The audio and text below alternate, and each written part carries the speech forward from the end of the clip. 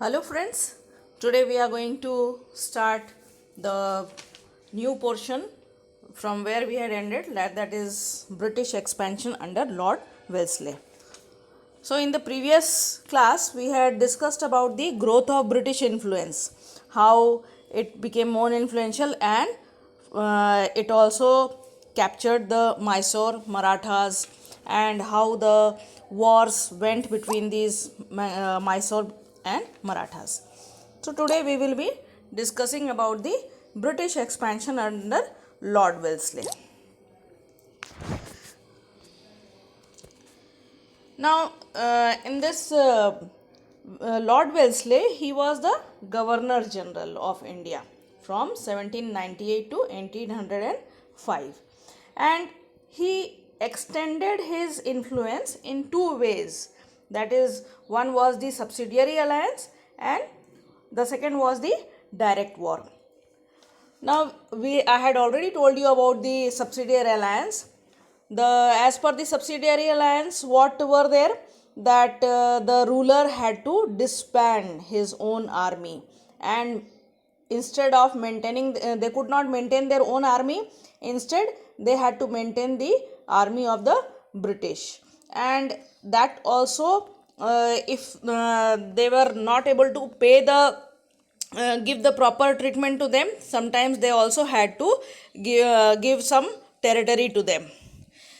Now, in case of rulers, supposing whoever is the ruler, if they did not pay, then they had to give the territory to them as a penalty to them. So it was a very great load on the local ruler. Another thing was that the British officers, they were stationed at the ruler's court, means whoever was the ruler, if they were under the if they had accepted the subsidiary alliance, then they had to keep some British officials as resident. They were named as resident, and these residents, they were the agents who used to further work for the interest of the British people. So here the another thing was that there were many company people who were doing the trading over here. So the local ruler who used to accept the subsidiary alliance, they had to expel all the foreigners from their territory. That means the Britishers here got the monopoly of trade and also the political annexation over that region. Next thing was that the ruler, they had to take the consent of the Britishers if they went with any of the negotiations with any of the Indian states. In this way, these were the subsidiary alliances, which these were the things which were to be followed in the subsidiary alliance. The ruler who were had to accept the subsidiary alliance, they had to accept all these things. Okay, now the Nizams of Hyderabad was the first to enter into the subsidiary alliance with the British people in 1798, and in 1801, Lord Wellesley, they persuaded the Nawabs. That means, persuading means if the Nawab is unwilling, then they used to even force them to, what they used to force, they used to force them to accept the subsidiary alliance. In this way, the subsidiary alliance was implemented forcefully on the rulers, where the Britishers were willing to, otherwise they had to face the war against the Britishers. Now this Peshwa Bajirao, he also had to sign the subsidiary alliance at Besen in 1801. Many other Rajputana chiefs also accepted British supremacy, and they had to sign the treaties. Now these all Indian rulers who accepted the alliance, they lost all the independence, because as we came to know that after accepting the subsidiary alliance, there was the local ruler was not independent. Many things, they were all, even if the negotiations were there with the other Indian state, it had to happen with the consent of the Britishers. So they were not independent at all. They could not take any, no independent decisions could be taken by the rulers. And in addition, they also had to maintain the British army. Now the local ruler, they were not supposed to maintain their own army, and instead of that they had to maintain the British army. Now these Britishers, they got the big army maintained at the cost of the local rulers. This was a very financially the ruler were the treasury of the rulers were getting drained, because all these things were happening in the favor of Britishers, and all the army was also maintained by the local rulers of the British for the Britishers. The if you see the residents which I told you, they were also in the court of the local ruler. That means the ruler, they lost their privacy, and there were other demands also of these residents, and that had to be fulfilled by the local ruler. This subsidiary alliance, actually, it was very much advantageous for the Britishers. Why? Because they could maintain the large army at the cost of the others, and whoever was a local ruler. Then the military foreign affairs of the alliance party directly, that came under the control, because the local ruler, they could not manage with the they were not free to manage with the affairs or any of the business purposes, business trading which was going on. Okay, then they even these Britishers, they also controlled on the internal matters, since they were residents in the court. So all the internal matters of the territory was also controlled by the Britishers. These territories of the Indian rulers, they were all annexed from that point of time, and this led to the development of new power bloc in the politics of India. And ultimately, so here you see they were very much in war with each other. This led to all the new powers back to the politics in India, and ultimately the British became the supreme political power in India by these policies. Then see, the expansion policy was going on, the rapid British expansion policy. Let us see here. Now in this period, what happened? There was a rapid expansion of the British territory in India and as well as abroad. So we will be knowing about India only over here. So let us see that how this Lord Hastings, who had become the Governor General and initiated the new policy of paramountcy. Now, what is this paramountcy? It is the supreme power or authority. So these Britishers, they got the supreme power, or you can say the authority, to take the decisions about the territories who were under them. Now, under this policy, what happened? The British claimed that the authority of the company was over the Indian states, and it was very supreme, and therefore it didn't. It is not. We cannot say that they were very much free, and they threatened the local rulers and annexed their territories. All these Indian states started getting annexed by the company, and all the work was done only in the interest of the company. Next, we will see that the policy which was explicitly expressed the expansion intention of the Britishers. Now, what is this explicitly?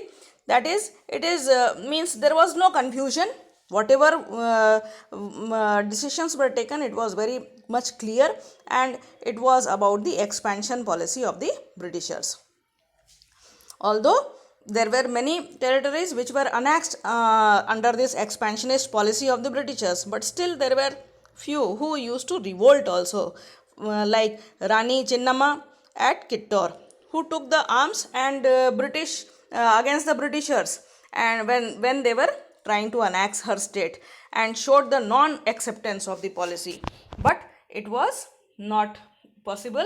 She also lost. Now let us see what happened in Afghanistan and Sindh. So see here, one after the other, the territories are being annexed by the Britishers. Whether it is willingly people were surrendering for the accepting the subsidiary alliance, or it was unwillingness. But still, local rulers, one after the other, it got annexed by the Britishers. So in Afghanistan and Sindh, we will see that in 1830, the British started interfering in the Afghanistan's internal matter, and they thought that Russia might expand across Asia and attack India via Pakistan. So this was a prediction which was done by them, and this was very creating a very insecurity among them. And as a result, what happened? Anglo-Afghan War was there between 1838 to 1842. The British failed actually to have the direct control over the Pakistan, because the rulers over there were very strong and they had the strong army. But ultimately they managed with the annexation of Sindh in 1843. Then next came the time of the Punjab, which was managed by Maharaja Ranjit Singh, and he was a very clever and a very efficient ruler.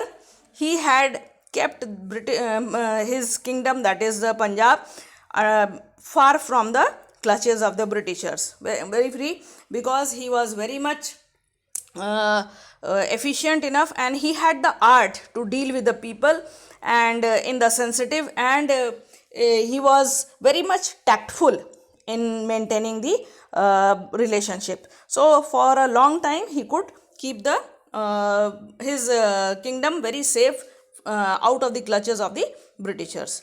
In 1839, Maharaja Ranjit Singh, he died. Now we have also known earlier, whenever the efficient and a very powerful ruler used to die, if the successor was not powerful, then it was very much difficult to keep their kingdom safe. So here also the same thing happened, and then taking the advantage, the Britishers, they start interfering into the affairs of the Punjab.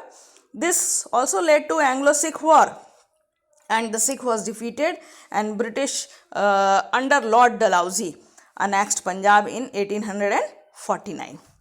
Now this is all about the rapid expansion of the British expansion policies. So ultimately here we come to know that one territory after the other the Britishers are annexing, and there were some territories who used to surrender in front of Britishers and accepted the subsidiary alliance, but there were few who also revolted, but only if they could stand against the Britishers, then only they could protect themselves, otherwise they used to lose in the hands of the Britishers.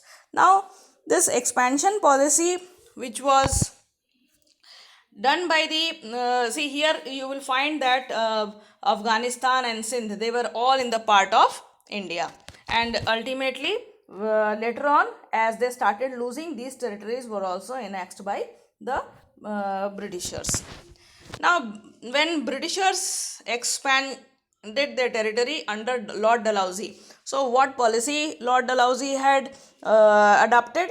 Here we found that Lord Wellesley, he had taken the subsidiary alliance and direct war to expand his territory. But now here we will see Lord Dalhousie, he how did he expand the territory? That we will know in this topic, under this topic.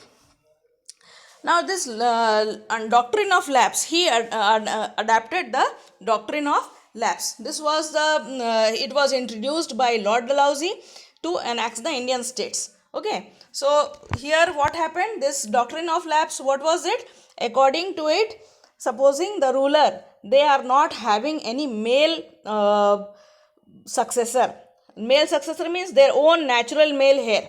That means the son of theirs. If they did not have, then the territory used to pass to the Britishers.